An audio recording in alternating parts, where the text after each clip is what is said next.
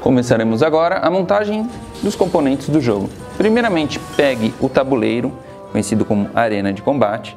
Ele é dividido em duas partes. Pegue a primeira parte, monte, pegue a segunda e encaixe as duas perfeitamente. Após isso, pegue os tabuleiros dos defensores. Neste exemplo, iremos fazer 4 jogadores, então 4 tabuleiros serão colocados na mesa.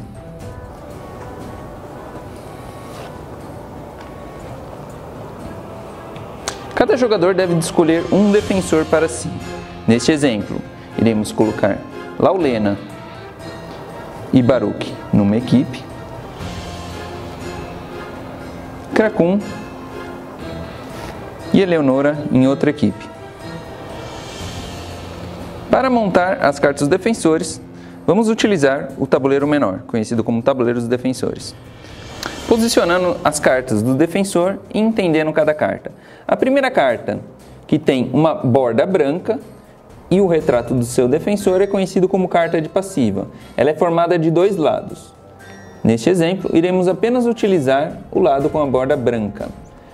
Como que é composta essa carta de passiva? Ela tem o retrato do seu defensor, ela tem um resumo das características principais, a distância de ataque do seu defensor, o tipo que ele é, defensivo, ofensivo ou suporte, nesse caso é ofensivo, o elemento dele e a descrição da sua passiva.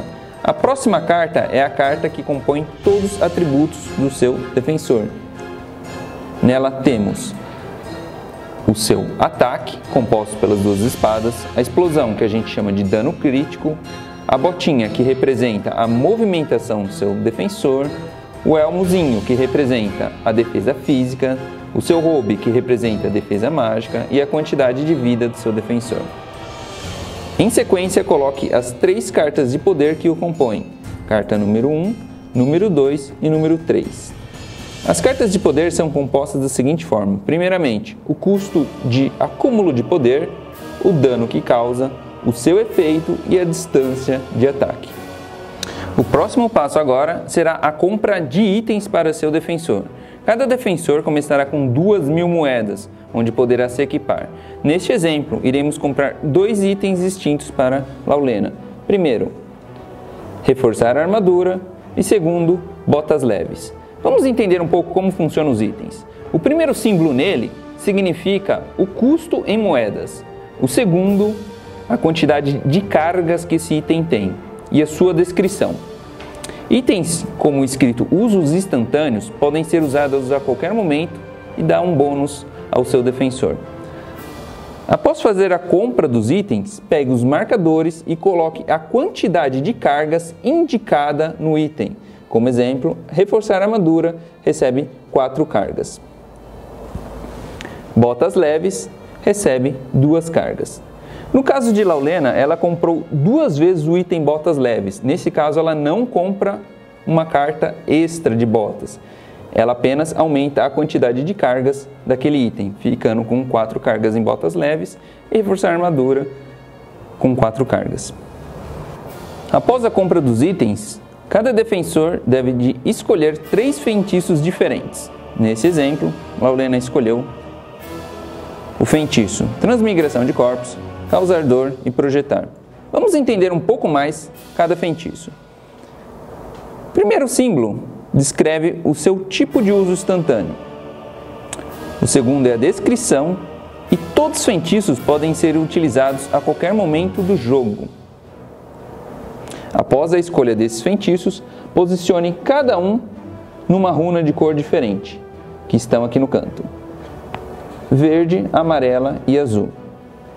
Por último, cada dupla deve escolher uma facção que irá defender. Neste exemplo, podemos escolher a causa pura, a causa obscura ou cristalina. Os mercenários servem para um modo de jogo diferente, então não iremos abordar agora.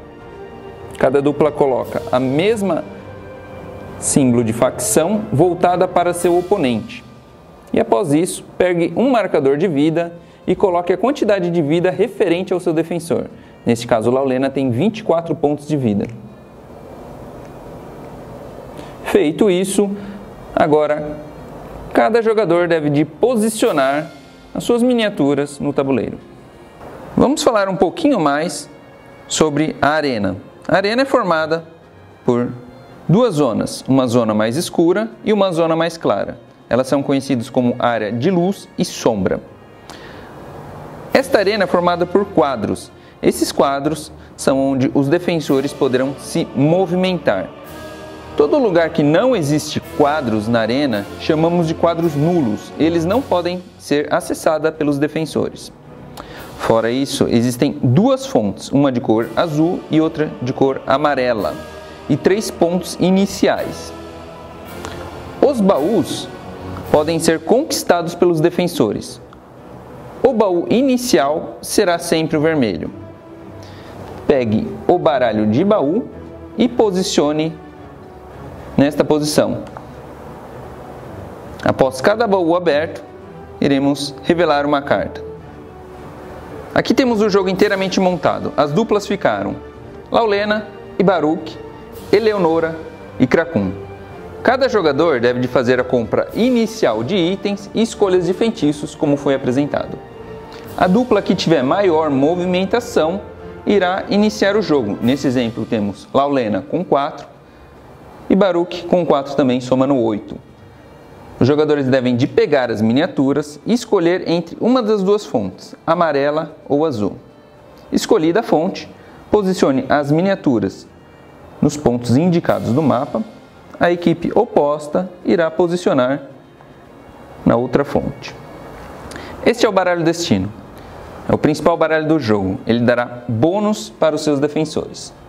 Existem 5 tipos de cartas diferentes, que elas são cartas de ataque. Ela dá um bônus no ataque básico do seu defensor. Carta de defesa, que aumenta tanto a defesa física quanto a defesa mágica do seu defensor. Carta de movimentação, ela aumenta o movimento durante sua fase de movimentação.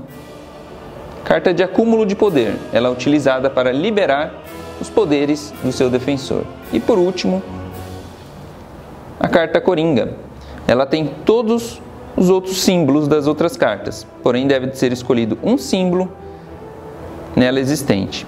O interessante é que toda vez que utilizar a carta Coringa, ela irá ativar um feitiço que irá para a mão do jogador e ele poderá ser utilizado a qualquer momento.